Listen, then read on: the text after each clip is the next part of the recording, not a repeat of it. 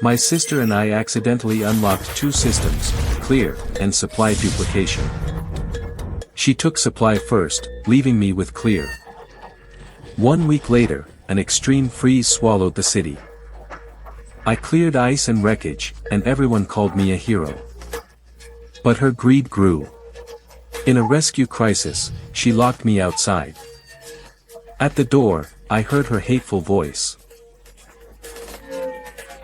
My eyes snapped open.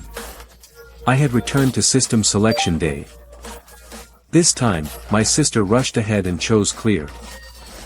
She was reborn too, and I almost laughed. She still did not understand clear's price. It devours stamina, her body could be bedridden for days. Brother, I choose the red one, she said, and red light flared.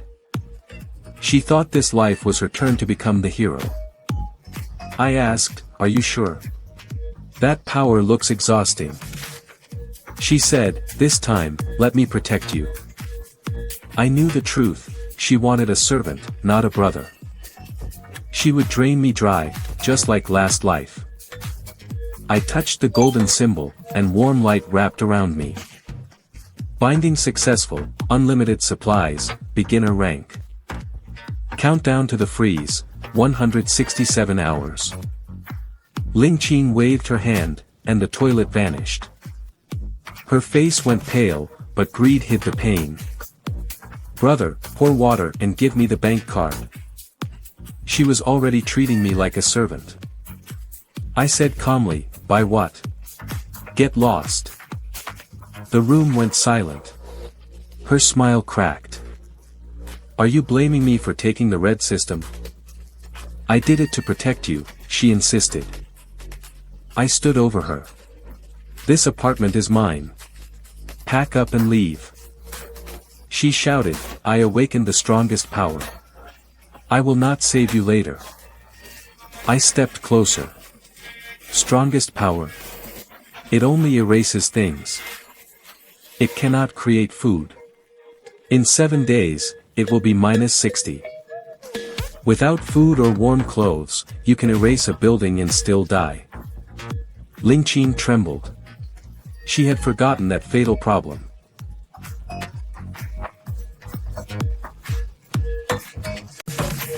So what? She snapped. I can rob people if I have to. If anyone refuses me supplies, I will erase them. I was done wasting words. I opened the door and pointed outside. Get out now, or security drags you out.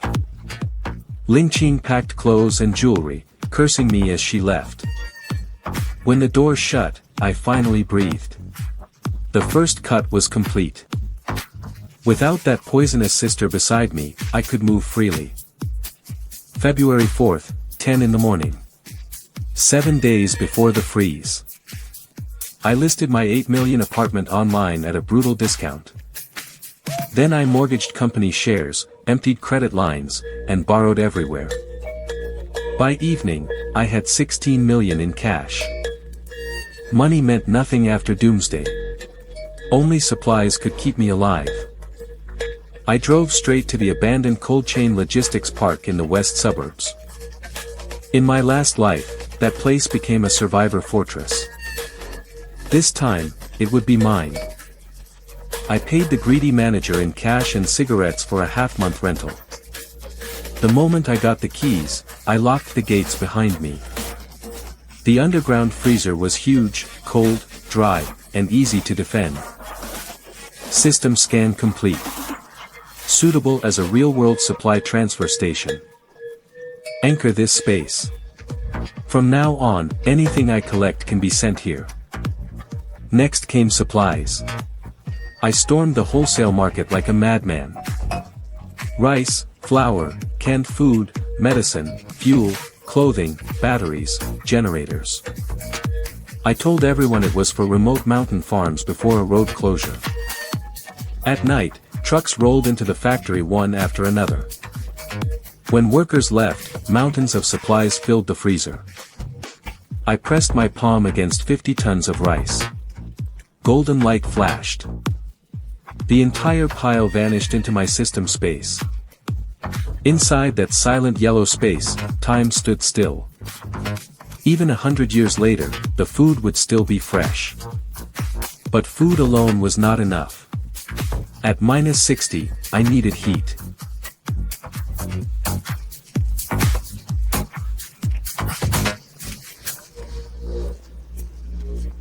Seven days remained.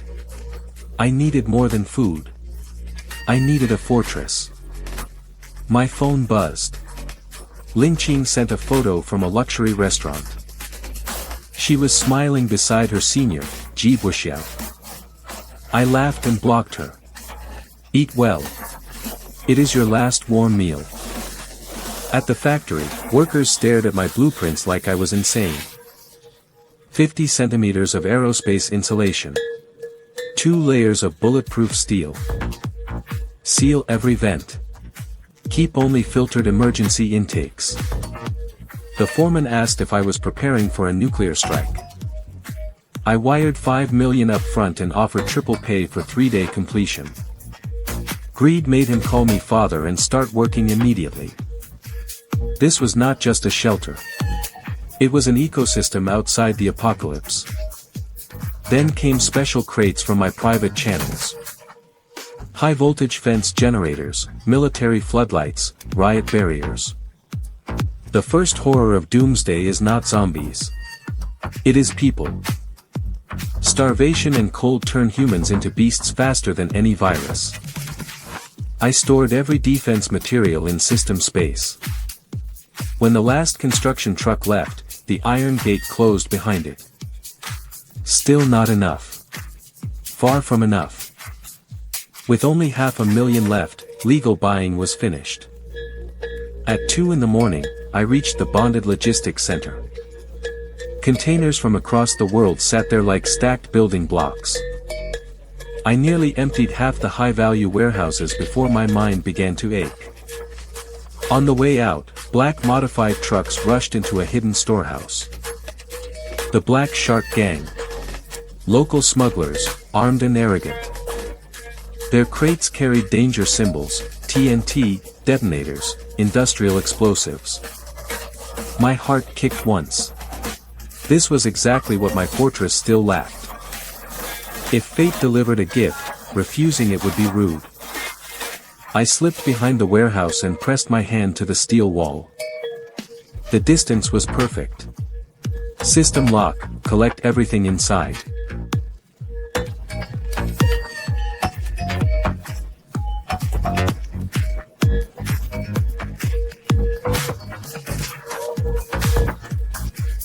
Every explosive in the warehouse vanished.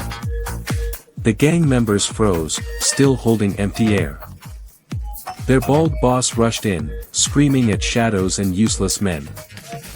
By then, I had already climbed the wall and disappeared into the night. 24 hours before doomsday, the city was still noisy and alive. The Weather Bureau called it a cold wave warning. Nobody cared. I stayed inside the fortress for final inspection. Every window was welded shut. Only one main gate remained. Then the drizzle stopped. A fist-sized hailstone hit the riot glass. Emergency news flashed, global temperature will plunge within 3 hours. My hands shook, not from fear, but excitement. The extreme freeze had arrived. In 10 minutes, the world outside turned dead gray. Snow and wind sliced through anything exposed. On my monitors, roads froze into thick blue glass. People who touched the air slowed, stiffened, and became ice statues. Outside temperature, -30, still falling. Inside, floor heat hummed, air filters purred, and humidity stayed perfect. I ate warm beef in a thin shirt while the world died. Meanwhile, Ling Qing was freezing in Ji Buxiao's high-end apartment. The heating pipes had burst. Their room was becoming an icebox. Ji Buxiao remembered me. "Your brother must have supplies," he said. Ling Qing called, but my phone was off. Then he remembered the west suburbs and convinced her to find me. They wrapped themselves in every piece of clothing they owned. Their car barely started, and warm air made them believe they were saved. At my factory, I watched another monitor. Stray dogs were shivering outside. One dog convulsed. Its eyes turned blood red. This was no ordinary cold. The virus had awakened.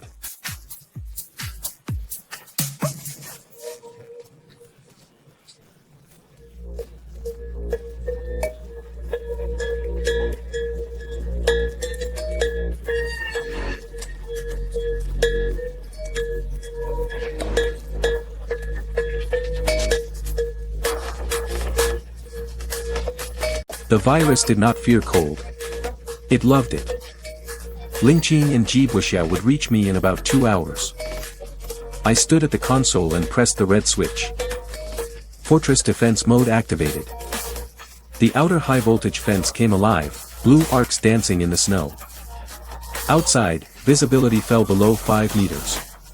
The blizzard became a white disaster. In the car, Lingqing shook so hard her teeth clicked.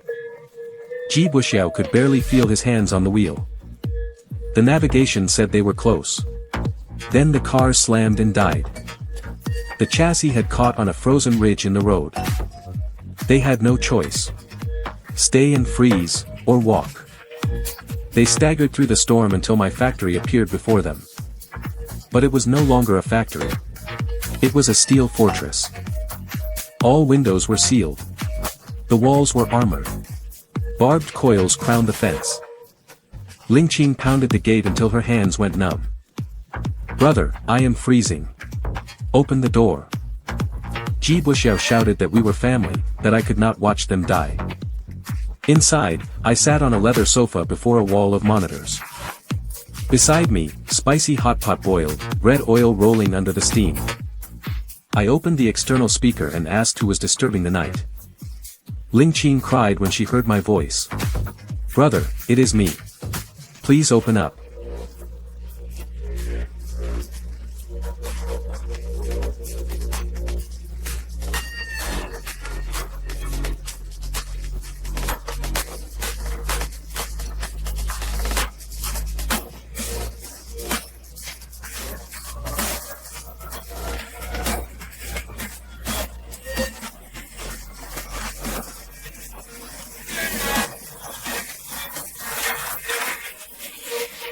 She tried to explain the past. I laughed coldly. "If you are so capable, use your strongest ability and come in." Had she forgotten she was an awakened one? Red energy flickered in her hands as she aimed at the steel gate. But nothing disappeared. System warning, target density too high, reinforced by anchored space. Level 1 clear, cannot erase it without burning life force. Lingqing stared at the unmoving gate in disbelief. I told her the door cost 5 million in aerospace alloy. And my system happened to counter hers perfectly. "Your clear cannot erase my fortress." Floodlights snapped on above the gate, blasting their faces with white glare. It was an eviction order. It was also humiliation. Lingqing sat in the snow and finally tasted despair. Half an hour passed. They did not leave because they could not. Their car was dead, and walking back meant dying in the storm. They curled into a windless corner by the gate, shaking under frost. I stood behind bulletproof glass on the second floor and asked, "Hungry?" Jibuxiao knelt in the snow and begged me for mercy. I tossed down a fresh slice of beef. It landed in the filthy snow. Lingqing was faster than him. She grabbed it and shoved it into her mouth. That one bite of heat made her moan like she had found heaven. Then I poured down a basin of leftovers, bones, chili skins, and soup dregs. "Eat up," I said. "Then leave before the smell attracts company." In the snow, several green eyes lit up. Mutated zombie dogs.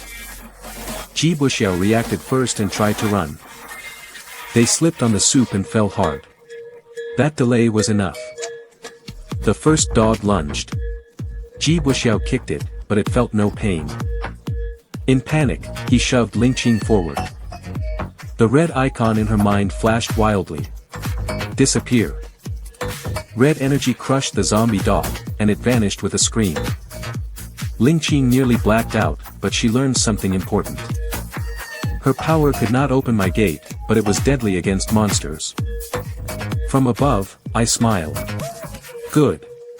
The game could continue. I told them a guard booth 200 meters east was their only chance.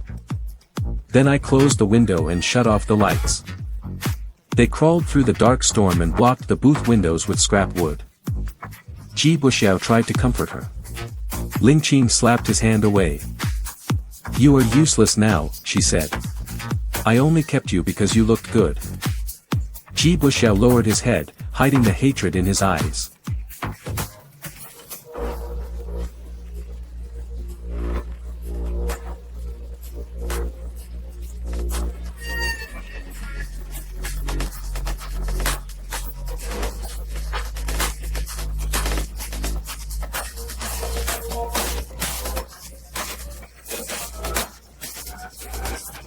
Inside the guard booth, Ji Buxiao searched every cabinet for food. Under the bed, he found a frozen sausage, hard as stone. He tried to hide it, but Ling Qing's cold voice stopped him. Hand it over. She tore it open and ate 2/3, leaving him only scraps and plastic. 200 meters away, I rested in a heated underground bath. A military satellite receiver still pulled in emergency broadcasts. Official shelters were opening. The nearest was Qingdong Stadium. In my last life, that shelter was huge at first. Then the food ran out, gangs took over, and the army abandoned it. History had not changed. I opened my system interface, supplies stored, 32,000 tons. Level 1. Experience 0 out of 100. Upgrade condition, collect corpse crystals and zombie cores. Ling Qing had killed a dog, but left the real treasure in the snow. At 3 in the morning, the outside temperature stabilized at -50. I wore a sealed heated combat suit and carried a tactical axe. The zombie dogs were still circling the booth. Perfect. The cold made their joints stiff. I marked each target through thermal vision. I charged from behind cover and split the first dog's skull. 6 more turned. One elite dog leaped at my face. I opened my palm. A 2-meter circle of ice vanished beneath it. The beast fell into the pit, and my axe took its neck. A red crystal core dropped into the snow. In the apocalypse, these cores are harder currency than gold. The remaining dogs snarled at the edge, afraid to jump down. I pulled a modified shotgun from storage and fired upward. When the fight ended, 3 cores lay in my palm. My experience bar rose to 50. Halfway to level 2.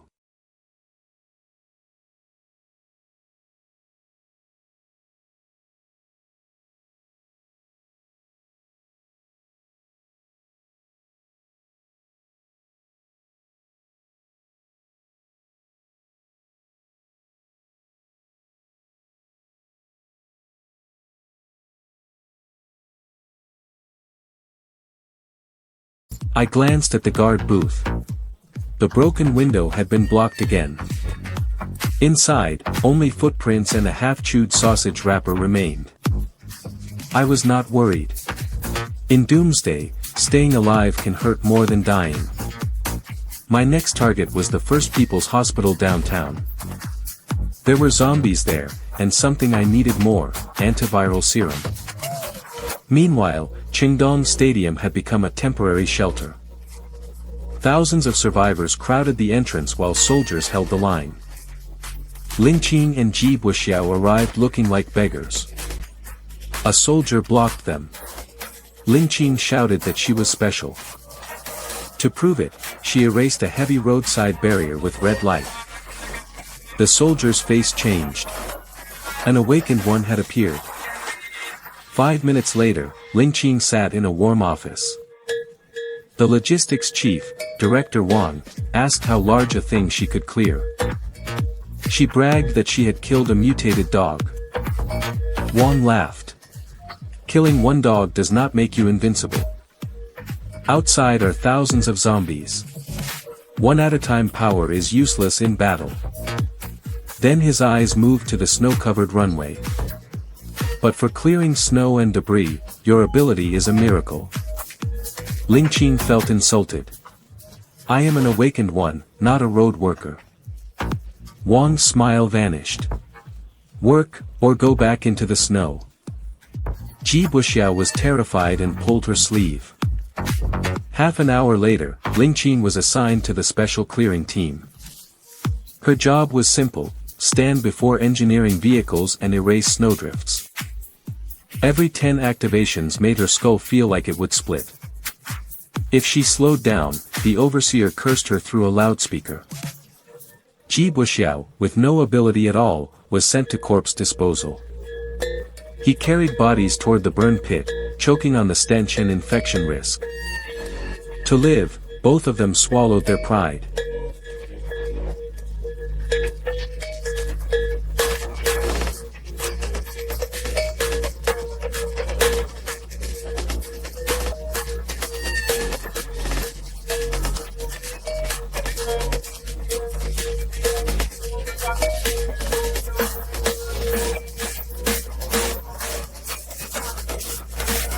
Deep in the stadium, Ling Qin stared at her swollen, cracked hands and cried. A bald man blocked her view, holding a sausage. New girl, awakened work is hard, right? Want to eat? Rage rose in her throat, but hunger pushed it down. She looked at the sleeping Ji Buxiao and whispered, I want to. At the same time, I crossed the ruined city on an all-terrain snow bike. Half an hour later, the first hospital rose from the darkness. Frozen zombies packed the square. They were not dead, only waiting for heat. I activated a silent field around my body and climbed to the 3rd floor. The pharmacy was quiet. Shelves of medicine disappeared under my glowing palm. Antibiotics, saline, painkillers, insulin, blood pressure medicine. Take it all. Then gunfire erupted below. 2 armored vans smashed through the hospital gate. Black Shark Gang again. They had come for the medicine too. I did not run. I found a comfortable spot and watched the show. Their rifles cut down ordinary zombies at first. But the noise woke things from nearby streets and the underground garage. The floor burst open. A 3-meter gray monster climbed out. A level 2 mutated tyrant, strength type. Bullets hit its muscles and bounced away. It grabbed a ruined car and smashed 2 gangsters across the square. 5 minutes later, the hall went quiet. The gang was dead. The tyrant was wounded.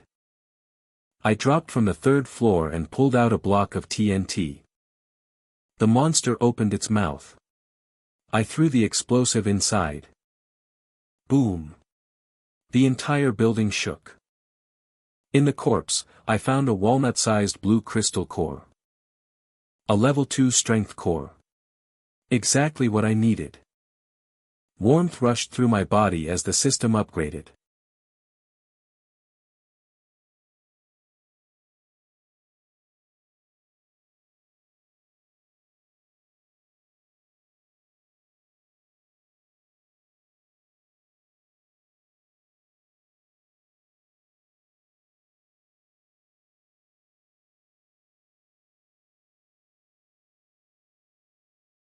New ability unlocked, Spatial Slash.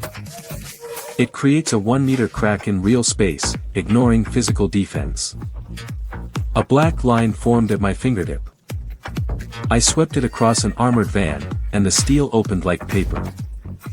The Black Shark vehicles were still burning, but their cargo was intact. Food, gold, liquor, ammunition. I packed the vehicles and goods into storage. This was the rhythm of doomsday. Take what survives, grow stronger. Day 15. Qingdong Stadium was dying. 5 days ago it held 50,000 people. Now fewer than 30,000 remained. Some froze overnight. Others became zombie food while searching for supplies. When the generator failed, the last light of order went out. Riots exploded without warning. Hungry survivors surged toward the management office. Ling Qing hid in the stands, hands torn open from forced labor. Her clear system had saved her life and made her a slave. Ji Buxiao ran to her, saying the zombie tide had breached the outer line. The shelter was about to become a graveyard. Outside was -60. Running meant death. Then Ji Buxiao had an idea. Your brother has a fortress, right? 2 people cannot take it. But thousands can. Ling Qing's despair turned into madness. She barged into Director Wang's office and told him where my supplies were. A west suburb factory, tons of food, generators, perfect defenses. Wang's eyes lit up. If you lie, I shoot you. She swore it was true. Her brother had hoarded everything before doomsday. Soon the message spread through the shelter like a virus. Starving survivors stopped killing each other and found one shared target, me. Half an hour later, armored vehicles led a convoy into the storm. Behind them came trucks and thousands of desperate people with weapons. Ling Qing sat in the lead vehicle, eating compressed rice and smiling cruelly. Behind the convoy, a sea of zombies quietly followed.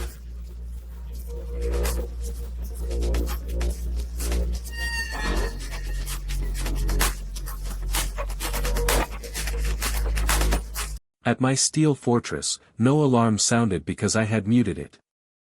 I stood before the second-floor window in a black tactical coat, wine in hand. On the monitors, red dots crawled across the snow like ants. System warning, large hostile force approaching. Armored vehicles, heavy machine guns, RPG launchers, 12 awakened ones. 3,000 armed survivors. 5,000 zombies behind them. Even 3 level 2 mutants were mixed into the swarm. Enough to attack a city. But I was not nervous. I was excited. Director Wang spoke through a loudspeaker, calling himself an official rescue team. He ordered me to surrender my supplies and open the gate. I answered through the mic, official research team, maybe. I remember you. You love cutting awakened people apart. Wang's face darkened. Then he pushed Ling Qing onto the armored roof. She shouted that I was surrounded, that my conscience should hurt. I sighed. Sister, you are still so naive. Wang lost patience. An RPG screamed toward my front gate. At the last second, the spatial deflection field activated. The rocket turned like it had struck a mirror and blew up a truck beside it. Then bullets poured over the walls, sparking uselessly against the armor. I pressed the red button. Minefield Sequence 2, activate. The snow under the front ranks collapsed into directional mines. Explosions rolled across the field. Hundreds vanished before they could scream. The crowd tried to retreat, but those behind kept pushing forward. Then the zombie swarm reached their rear. Trapped between mines and monsters, the expedition became meat in a grinder. Wang shoved a gun against Ling Qing's head and ordered her to clear the minefield. She erased patches of snow and metal until blood ran from her nose. It was useless. The field was too large. Wang tried to flee in an armored vehicle. I raised my right hand. A black spatial crack crossed the storm. Both armored vehicles were cut cleanly in half.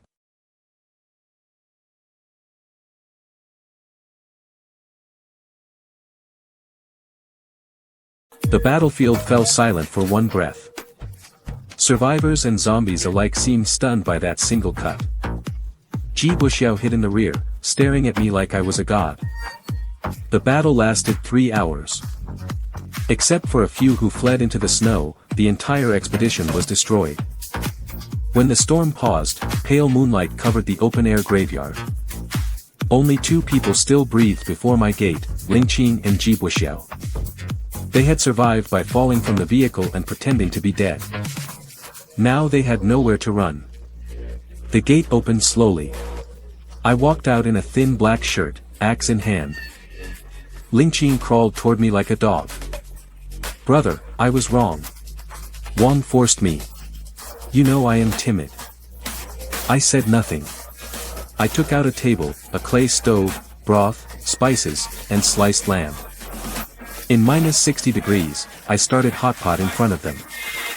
Their throats moved, filled with hunger and terror. "Brother, let me eat one bite," Ling Qing begged. I tasted the meat slowly and smiled. "In my last life, I begged you like this outside that door. I asked for water, even an expired biscuit. What did you say?" Ling Qing trembled and did not dare answer. I put down my chopsticks. My eyes turned colder than the snow. "Ji Buxiao, kill her, and I let you inside to eat. I can even give you evolution medicine and make you awaken." A dagger landed before him. In that moment, the mask called love shattered. Ji Buxiao grabbed the knife and lunged at Ling Qing. She screamed and used her last strength to erase the blade. But he was already on top of her, hands around her throat. They rolled and clawed until both collapsed, gasping. I clapped softly. I lied. My shelter never accepts trash. Spatial slash. Their screams ended in the dark. This life's debt was finally paid. I recycled the bodies, wreckage, and weapons into system storage. The gate was clean again, as if nothing had happened. Inside, the stove burned bright. Outside, the dead world kept freezing. I poured 2 glasses of whiskey. One for the foolish me who died last life. One for the cruel new world. Hello, Apocalypse. I am your new king.